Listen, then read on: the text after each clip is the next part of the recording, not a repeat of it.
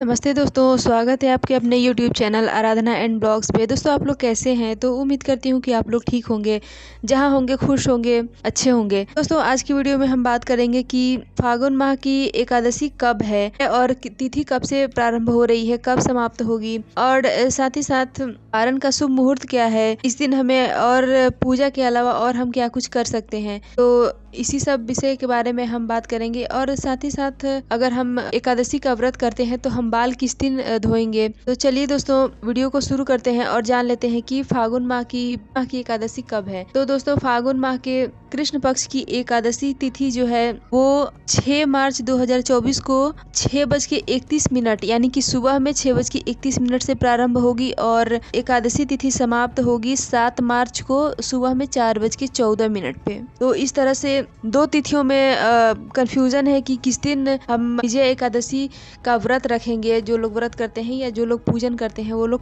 किस दिन रखेंगे, 6 को रखेंगे या फिर 7 को। तो देखिए दोनों सही है, 6 को भी आप रख सकते हैं व्रत और 7 को भी रख सकते हैं, कोई दिक्कत नहीं है। लेकिन परेशानी ये है कि अगर हम 7 को व्रत रखते हैं तो 8 तारीख को जो है महाशिवरात्रि का व्रत है। तो एकादशी का व्रत कोई लोग रखे ना रखे, लेकिन महाशिवरात्रि का व्रत तो हम सभी रखते हैं। तो इसलिए हम 2 दिन व्रत कैसे रखेंगे, जैसे कि एकादशी के दिन और फिर अगले दिन जो है महाशिवरात्रि का व्रत भी हमें रखना है। तो इसलिए आप अगर दोनों व्रत करते हैं, जैसे कि महाशिवरात्रि भी करते हैं और एकादशी का व्रत भी करते हैं, तो आप सबसे सही होगा कि 6 फरवरी एकादशी का व्रत रखेंगे और 7 तारीख को पारण कर लेंगे, जो भी होगा। क्योंकि बीच में एक दिन का गैप मिल जाता है तो सही रहता है व्रत करने में, हमें ज़्यादा वीकनेस भी नहीं लगती है और हम दोनों व्रत को अच्छे से आसानी से कर पाते हैं।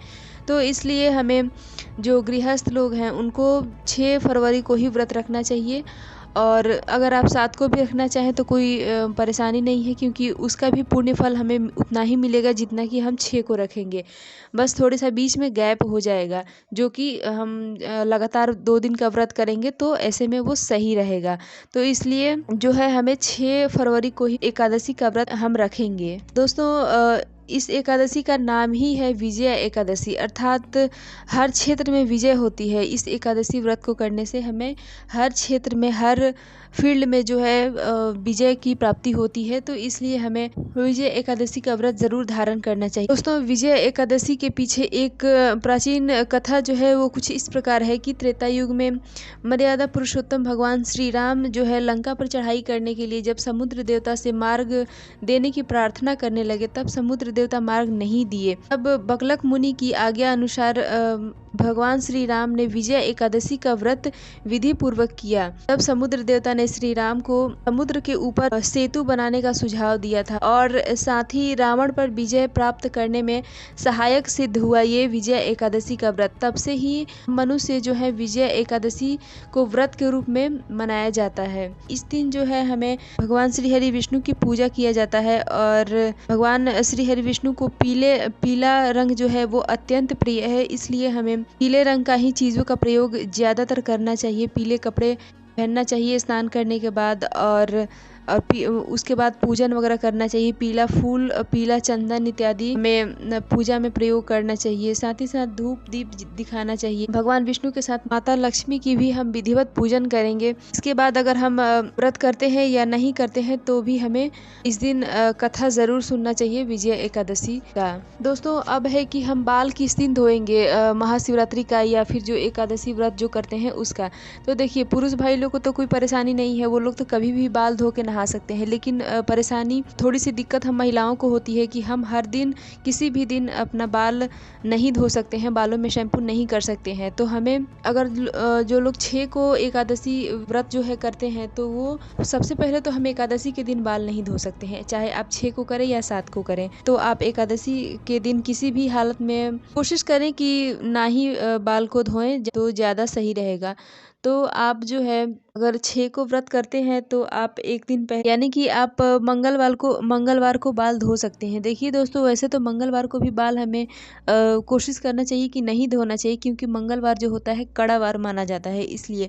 लेकिन आप अगर एकादशी के दिन अगर बाल धोती हैं तो उससे अच्छा है कि एकादशी को ही बचा दें, लेकिन मंगलवार को आप धो लें और शुद्ध सात्विक भोजन करें। उसके बाद आप व्रत रख सकते हैं, कोई दिक्कत नहीं है। अगला है कि आप अगर 7 तारीख को व्रत रखते हैं तो आपको 6 को भी बाल धो लेना चाहिए, क्योंकि बुधवार के दिन कोई विशेष नहीं होता है, लेकिन आपको एकादशी और गुरुवार का दिन जो है हमें विशेष रूप से बचाना चाहिए, बाल उस दिन नहीं धोना चाहिए।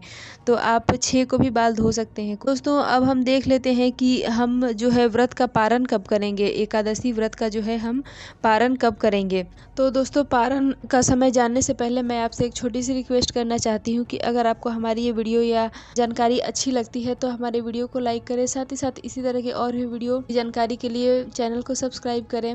और अगर कोई आपके मन में सवाल है या वीडियो से संबंधित कोई सवाल है तो आप कमेंट करें, उसका रिप्लाई आपको 12 घंटे के अंदर ज़रूर मिलेगा। तो दोनों दिन के व्रत का जो है पारण का समय है, अगर आप 6 को व्रत रखे हैं तो पारण का समय है 7 मार्च को, यानी अगले दिन 7 मार्च को 9:50 से शुरू होगा और 10:45 तक के जो बीच का समय है उस समय में आप पारण करेंगे। और अगला है, जो लोग 7 तारीख को एकादशी का व्रत रखेंगे उनका पारण होगा 8 मार्च को। 8 मार्च को समय है 6:38 से शुरू होगा और सुबह में और 9 बजे तक रहेगा। तो आप इस बीच ही एकादशी व्रत का पारण करें। दोस्तों, किसी भी व्रत में नहीं, लेकिन एकादशी व्रत में हमें पारण का भी शुभ मुहूर्त में ही पारण हमें करना चाहिए। और साथ ही हमें पारण जो है पारण के दिन भी हमें एक समय का ही, मतलब दिन में एक बार ही मुंह जूठा करना चाहिए। कुल मिला के हमें दोबारा अन्न नहीं ग्रहण करना चाहिए। तो आप एक सुबह कर ले अच्छे से बना के, और उसके बाद एक सोने के समय पे।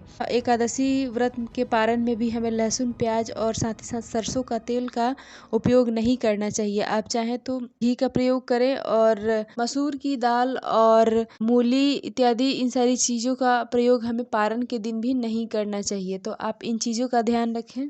तो दोस्तों, हमारा वीडियो यहीं तक का है। उम्मीद है कि आपको ये जानकारी अच्छी लगेगी। तो मिलती हूँ इसी तरह के एक और महत्वपूर्ण वीडियो के साथ। तब तक के लिए बाय।